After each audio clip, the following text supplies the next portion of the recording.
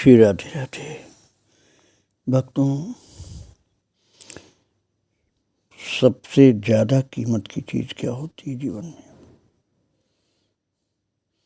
सबसे बड़ा सुख बताया गया, संत मिलन सम सुख जग नाही। संत मिल जाएं जीवन में, अर्थात उच्च कोट के भागवत भक्त महापुरुष मिल जाएं, तो उनके मिलने जैसा कोई सुख नहीं होता।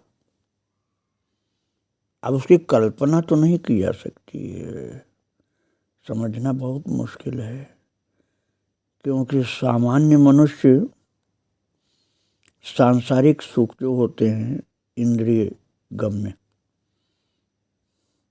शब्द स्पर्श रूप रस और गंध के सुख, उन्हीं में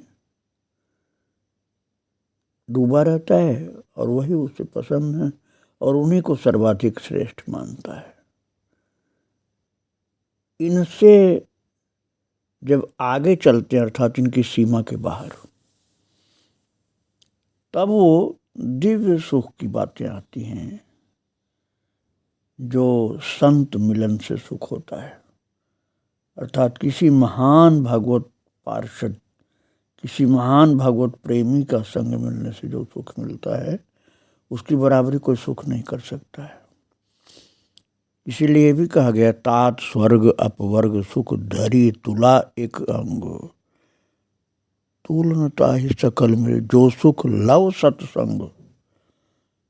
बहुत थोड़े समय के लिए ऐसे प्रेमी संत का, प्रेमी भक्त का संग मिल जाए तो महाराज तुलसीदास जी कहते हैं कि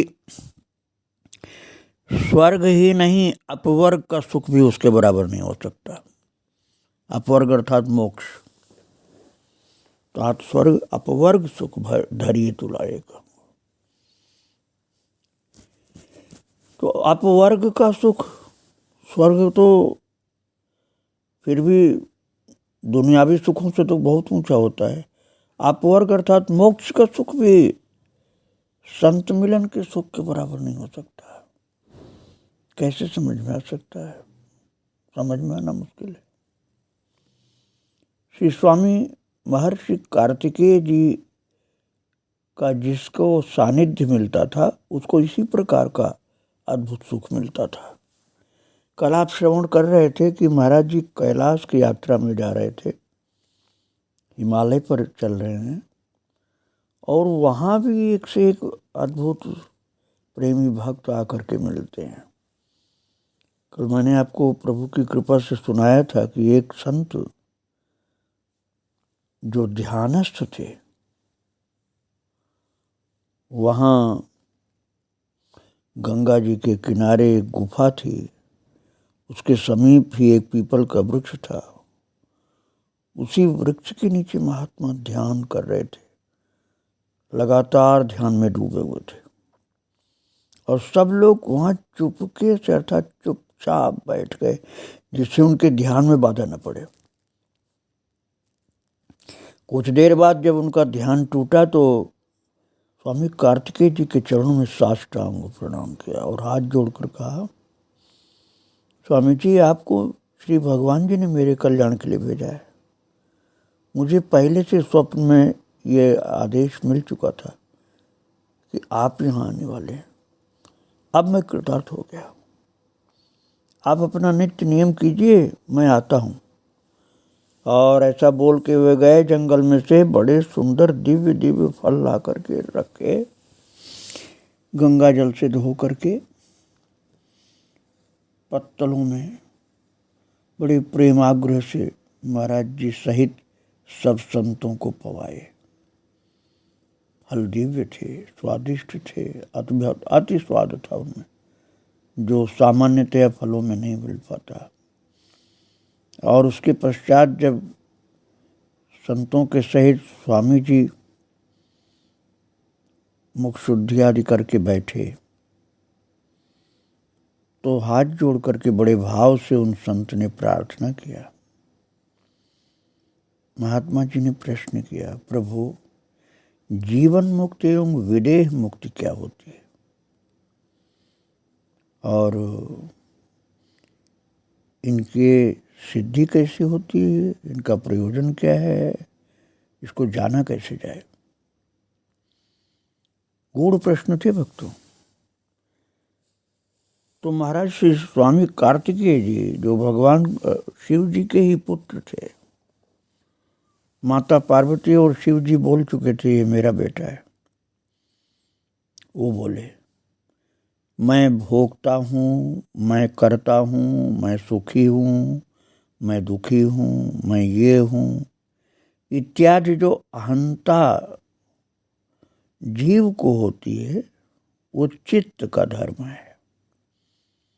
यही लौकिक ज्ञान क्लेश का कारण बन जाता है और इसी से जीव बंधन में पड़ जाता है।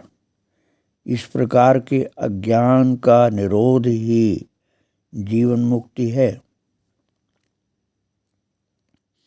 फिर आगे महाराज जी ने कहा घट रूपी उपाधि से मुक्त घटाकाश की भांति प्रारब्ध रूपी उपाधि के नष्ट होने को ही विदेह मुक्ति कहते हैं।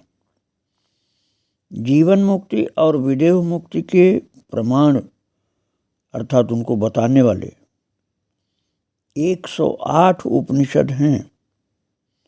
उनका प्रयोजन कर्ता एवं भोक्तापन के दुख की निवृत्ति और नित्य आनंद की प्राप्ति ही है।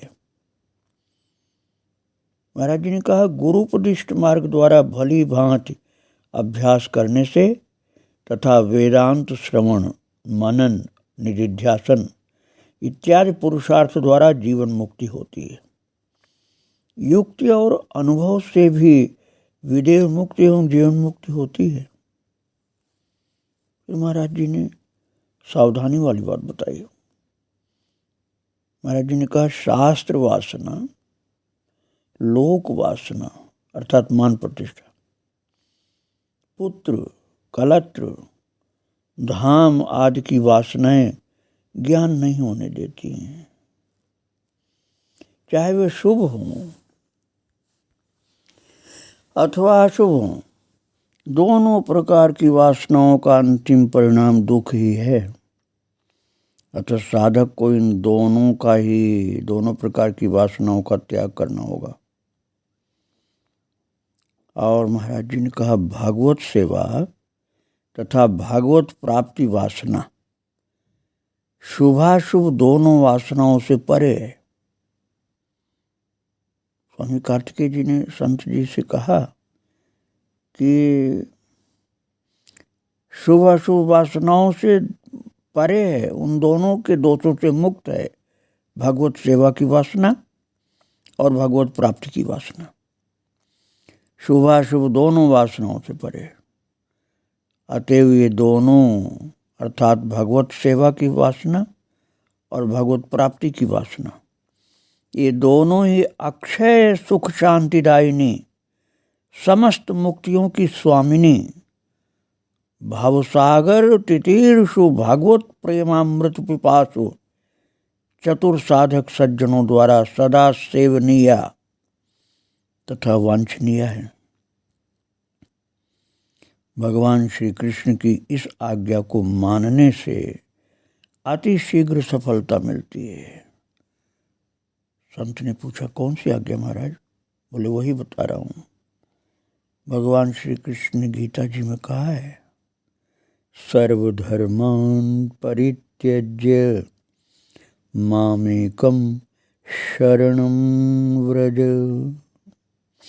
अर्थात हे जीव, यदि तू संसार सागर से पार होकर मेरी प्राप्ति चाहता है तो स्वर्गादिक भोग ऐश्वर्य तथा प्रलोभनदायक सभी प्रकार के विहित कर्मों को अर्थात धर्मों को छोड़कर केवल एक मेरी शरण में आ जा। अहम त्वा सर्वपापेभ्यो मोक्षयिष्यामि मा शुचः। शास्त्र विहित अनेक प्रकार के सकाम धर्मों के छोड़ने से जितने पाप बनेंगे मैं उन सभी से तुझे मुक्त कर दूंगा।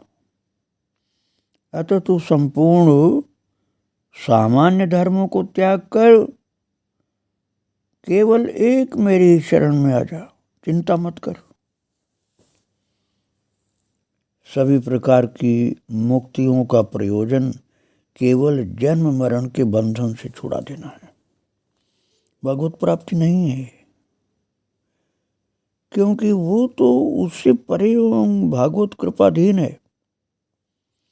इसलिए उन मुक्तियों की प्राप्ति को शुभ वासना छोड़कर सर्व मुक्ति प्रदाता जगन नियंता जगदीश्वर भगवान की आज्ञा मानकर उनकी शरण में जाकर सभी प्रकार की चिंताओं से मुक्त हो निरंतर भागवत आनंद का रसास्वादन करने के लिए सतत प्रयत्नशील बने रहना चाहिए। और महाराज जी ने कहा उन संत से कि अब आप सुखपूर्वक भगवान की आज्ञा मानकर समस्त मुक्तियों का लाभ प्राप्त करें। इतने में ही उन्हीं का एक भक्त दूध ले आया और सभी को प्रेम से पिलाया। तो महाराज श्री कार्तिकेय जी की आज्ञा से रात्रि में उसी वृक्ष के नीचे सब संत लोग विश्राम किए और प्रातःकाल वहां से चलने पर 2 संतों को ज्वर आ गया। तो झरने का पानी और कठिन तीव्र हाड़ कपाने वाली बर्फ की हवा चलती है ना, उसके कारण 2 संतों को ज्वर आ गया, बुखार आ गया। तो श्री भगवान जी अर्थात महाराज जी कार्तिकेय जी ने उन्हें भी आगे की कठिनाइयों को बतलाते हुए समझा बुझा करके लौटा दिया। भक्तों, आप स्मरण करिए ना, जब महाराज जी गए थे पहाड़ पर चढ़ना शुरू किए थे तो अभी सबको छोड़ के चले गए थे, लेकिन ये लोग फिर पीछे पहुंच गए थे। तो महाराज जी ने कहा नहीं, आप मानते हो तो जहां तक चल पाओ चलो, लेकिन मानसरोवर और कैलाश जाना आसान थोड़े। तो अब इन संतों के पास न तो उस प्रकार के वस्त्र थे ओढ़ने बिछाने पहनने को, और न इनके पास मोजा और जूता ये सब भी नहीं था। न हेलीकॉप्टर से गए थे, न हवाई जहाज से गए थे, पूरा ही पैदल चल रहे थे नंगे पैर। तो कहाँ तक शरीर सहन करे। इसलिए महाराज जी ने उन दोनों संतों को भी वापस भेज दिया। बहुत समझाया बुझाया कि शरीर रहेगा तो भजन करोगे, यहाँ शरीर नहीं बच पाएगा तुम्हारा। बहुत से सुरम्य पर्वतों को लांघते और मार्ग में विश्राम करते हुए अल्मोड़ा पहुँचे हैं। वहाँ पर एक रमणीक और सुविधाप्रद एकांत स्थान देखकर रात्रि में ठहर गए। और महाराज थोड़ी देर बाद एक सुमधुर ध्वनि का कीर्तन करते हुए एक अपरिचित भक्त महाराज पधारे वहां। और कीर्तन क्या कर रहे थे वो? श्री सीताराम सीताराम सीताराम सीताराम, श्री सीताराम श्री सीताराम श्री सीताराम सीताराम। महाराज उनके एक हाथ में दूध का पात्र था और दूसरे में कुछ पहाड़ी कंद थे और मुंह से कीर्तन बोल रहे थे। उन्होंने आकर के दूध और पहाड़ी कंद श्री स्वामी महाराज के चरणों में रखा और प्रणाम करके उनके सम्मुख बैठ गए, सिर झुका के विनम्रता के साथ। तो महाराज जी तो उस समय बिल्कुल गंभीर ध्यान में थे, अर्थात समाधि में थे। वो तो कुछ बोल नहीं पाए, बहिरंग चित्तवृत्ति हुई नहीं। श्री ब्रह्मचारी जी ने पूछा महाराज जी के जो सेवक थे, आपका क्या नाम है महाराज? आपका ये कीर्तन तो बहुत ही प्यारा लग रहा है।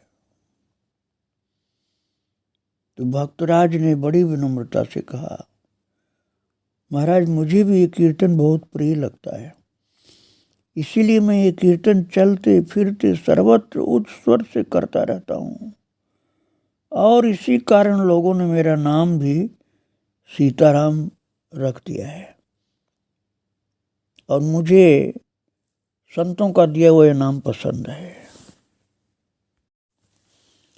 और इसके बाद जो वो सीताराम जी पधारे थे ना, ये लेकर के दूध और फल, महाराज वो पहाड़ी कंद थे, वो फल तो पेड़ के ऊपर होता है, कंद होता है जमीन के अंदर, तो ये पहाड़ी कंद थे जो खोद करके निकाला जाता है, और साथ में दूध। जो सीताराम कीर्तन कर रहे थे उन्होंने कंदों को अमानिया करके अर्थात तैयार करके श्री भगवान जी को अर्पण करने के पश्चात सभी को पवाया। पहले महाराज जी को खिलाया बड़े भाव से, फिर सब संतों को, और दूध पिलाया सबको, और पत्तों को अपने हाथ से फेंक कर, जिन पत्तों पर इन लोगों को पवाया था ना कंद, उन पत्तों को खुद उठा के सफाई किया, उस स्थल को स्वच्छ किया और प्रणाम करके बैठ गए। और उनकी कुछ जिज्ञासा समझ करके स्वामी कार्तिकेय जी ने संकेत से ही श्री ब्रह्मचारी जी से उनसे पूछा, सीताराम जी, आपको साधन संबंधित कोई प्रश्न करना हो तो निसंकोच भाव से कर सकते हैं। और महाराज जी बोले कि आपकी इस कीर्तन को सुनकर मैं बहुत प्रसन्न हूँ, आपका भाव भरा कीर्तन मुझे बहुत अच्छा लगा। तो ब्रह्मचारी जी की बात सुन करके सीताराम जी ने प्रणाम करके श्री भगवान से अर्थात स्वामी कार्तिकेय जी से निवेदन किया, गुरुदेव, कौन सा साधन देश काल तथा परिस्थिति की अपेक्षा न रखने वाला, सब जगह सब समय काम आने योग्य, भागवत प्राप्ति का सबसे सरल, सर्वत्र सुखकर, सब प्रकार से कल्याणमय, किसी के भी सहयोग की अपेक्षा न रखने वाला है। महाराज कितना गूढ़ मार्मिक प्रश्न था इनका। आप इस दोबारा सुनिएगा जो मैंने सुनाया। महाराज जी सीताराम जी कितना भाव से गहरा प्रश्न कर रहे हैं। उन्होंने कहा, गुरुदेव, कौन सा साधन ऐसा है जो देश काल तथा परिस्थिति की अपेक्षा न रखने वाला, सब जगह सब समय काम आने योग्य, भगवत प्राप्ति का सबसे सरल, सर्वत्र सुखकर, सब प्रकार से कल्याणमय और किसी के भी सहयोग की अपेक्षा न रखने वाला है। तो महाराज स्वामी कार्तिकेय जी महाराज ने कहा, भैया, आप जो सहज स्वभाव से कर रहे हैं, इतना मीठा प्यार भरा हुआ सीताराम नाम जो बोल रहे हैं गा गा करके, उसी श्री भगवान नाम का आश्रय, जप तथा कीर्तन भगवत प्राप्ति का सबसे सरल, सुगम, सदा सर्वत्र करने योग्य, सर्व सुखद, सर्व कल्याणमय, सभी अवस्थाओं में काम आने वाला सर्वश्रेष्ठ साधन है जो आप कर रहे हैं। इसमें किसी भी वस्तु या व्यक्ति की कोई अपेक्षा नहीं होती, न कोई सामग्री चाहिए और न कोई व्यक्ति चाहिए उसको प्रयोग कराने वाला, और न इसमें कोई विधि निषेध की बात है।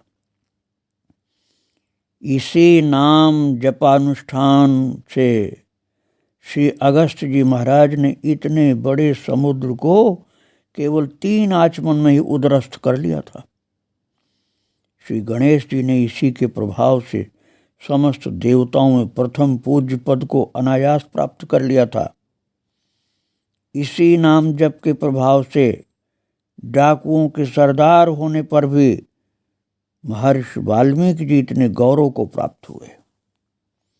श्री प्रहलाद जी ने इसी के प्रताप से हिरण्यकशिपु की दी हुई समस्त प्राण घातक दारुण यातनाओं पर विजय प्राप्त करके श्री भगवान को नृसिंह रूप में प्रकट होने के लिए विवश कर दिया था।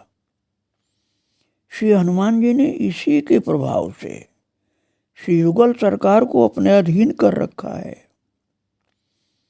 भगवान शिव जी ने इसी साधन के प्रभाव से हलाहल विश्व को कंठस्थ करके नीलकंठ की पदवी प्राप्त की है।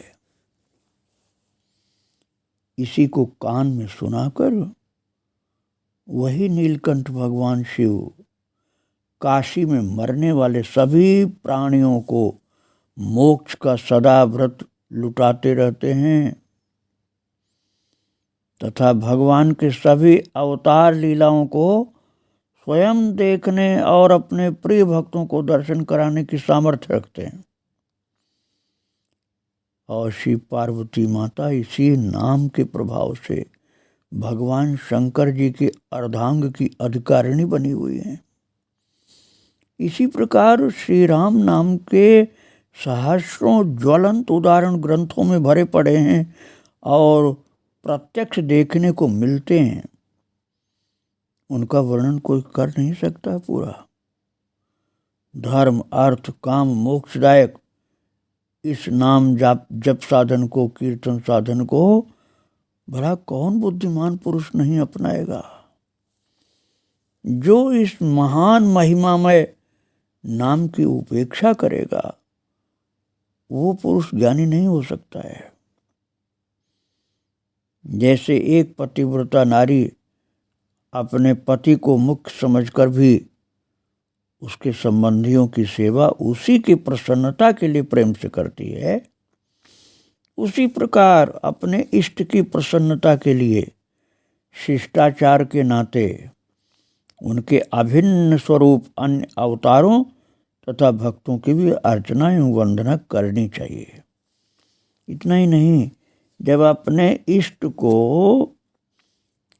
विश्वपिता एवं विश्वपति मानते हो, उनके नाते विश्व के सभी प्राणी अपने ही सगे संबंधी हुए, अपने प्रभु के नाते हुए।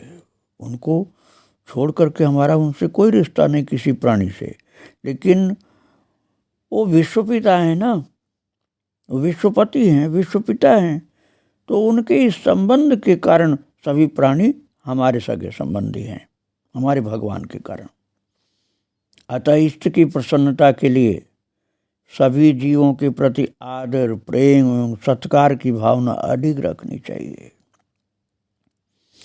जो केवल अपने इष्ट की नवधा भक्ति में मनोयोग देता है और उनके संबंधी भक्तों और उनके कार्यकर्ताओं, प्रजाओं एवं संतानों की उपेक्षा अर्थात निरादर करता है, वह इष्ट की प्रसन्नता कभी नहीं प्राप्त कर सकता।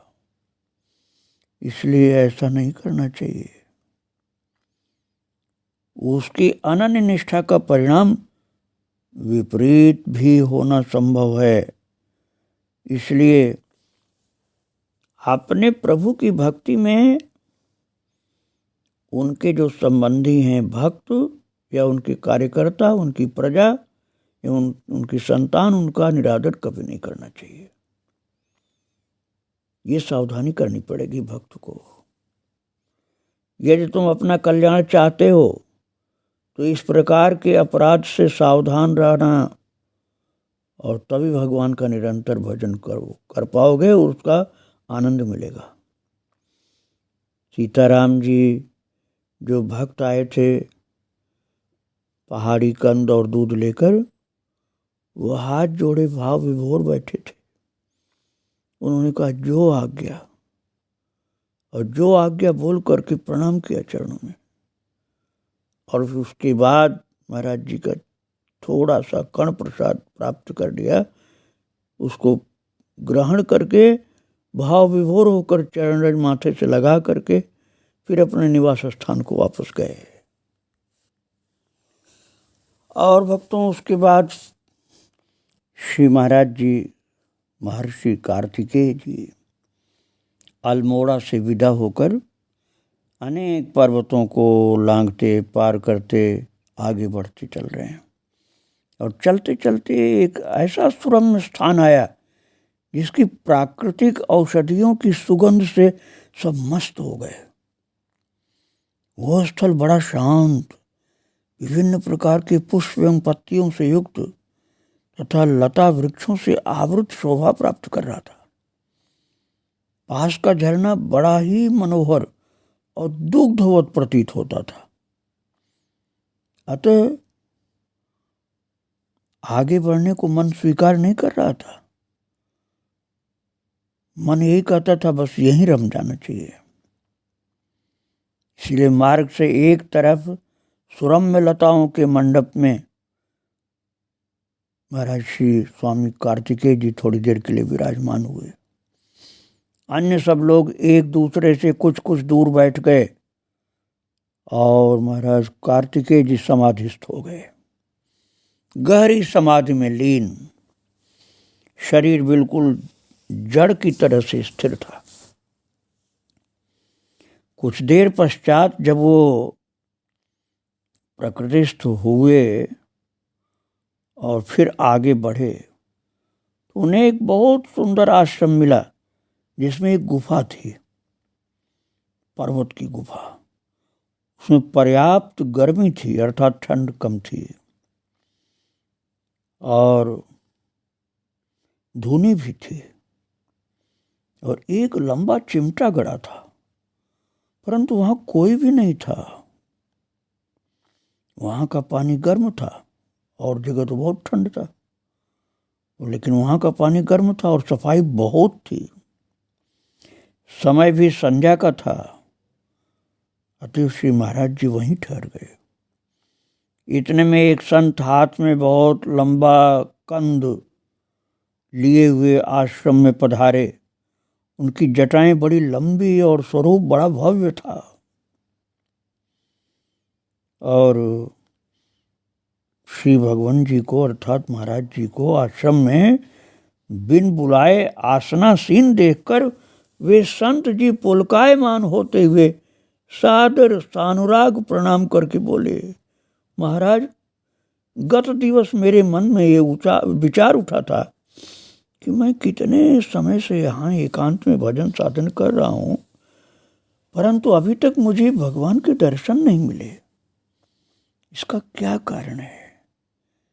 क्या मैं मनमाना साधन तो नहीं कर रहा हूँ? इस प्रकार से जिज्ञासा वो अपनी प्रकट करने लगे।